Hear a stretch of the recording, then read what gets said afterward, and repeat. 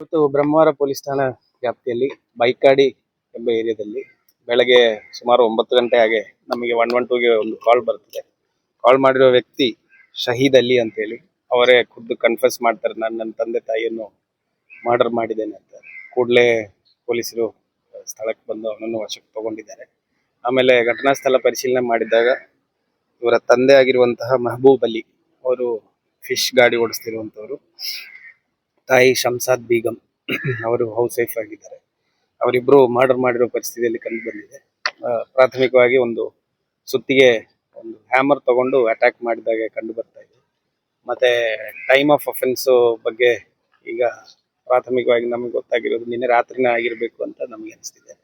ರಾತ್ರಿ ಅಫೆನ್ಸ್ ಆದ್ಮೇಲೆ ಇಲ್ಲೇ ಅವ್ರ ಮನೆಯಲ್ಲಿ ಇದ್ದಿದ್ನು. ಆಮೇಲೆ ಬೆಳಗ್ಗೆ ಎದ್ದು ನಮಗೆ ಕರೆ ಮಾಡಿ ತಿಳಿಸಿರೋದು. ಮತ್ತೆ ಆರೋಪಿಯನ್ನು ವಶಕ್ಕೆ ತಗೊಂಡು ನಾವು ಪರಿಶೀಲನೆ ಮಾಡಿದಾಗ ಅವರ ಆರೋಪಿದ ವರ್ಷನ್ ಏನಂತ ಹೇಳಿದ್ರೆ, ತಂದೆ ಸುಮಾರು ನನಗೆ ಟಾರ್ಚರ್ ಕೊಡ್ತಿದ್ರು, ಮಾನಸಿಕವಾಗಿ ಹಿಂಸೆ ಕೊಡ್ತಿದ್ರು. 31 ವಯಸ್ಸಾಗಿದೆ, ಮದುವೆ ಆಗಲಿಲ್ಲ, ಬೇರೇನು ಸರಿಯಾಗಿರುವ ಕೆಲಸ ಮಾಡ್ತಿದ್ದಿಲ್ಲ, ಸ್ವಿಗ್ಗಿ ಝೊಮ್ಯಾಟೋದಲ್ಲಿ ಕೆಲಸ ಮಾಡ್ತಿದ್ದಾರೆ. ಈ ತರ ಮಾನಸಿಕವಾಗಿ ಹಿಂಸೆ ಕೊಡ್ತಿದ್ರು, ಕೆಲವೊಮ್ಮೆ ಶಾರೀರಿಕವಾಗಿ ಹೊಡಿತಿದ್ರು ಅಂತ ಹೇಳ್ತಾರೆ. ತನಿಖೆಯಲ್ಲಿ ಗೊತ್ತಾಗ್ಬೇಕಾಗ್ತದೆ ಅದರದ್ದು ಸತ್ಯಾಸತ್ಯಗಳು.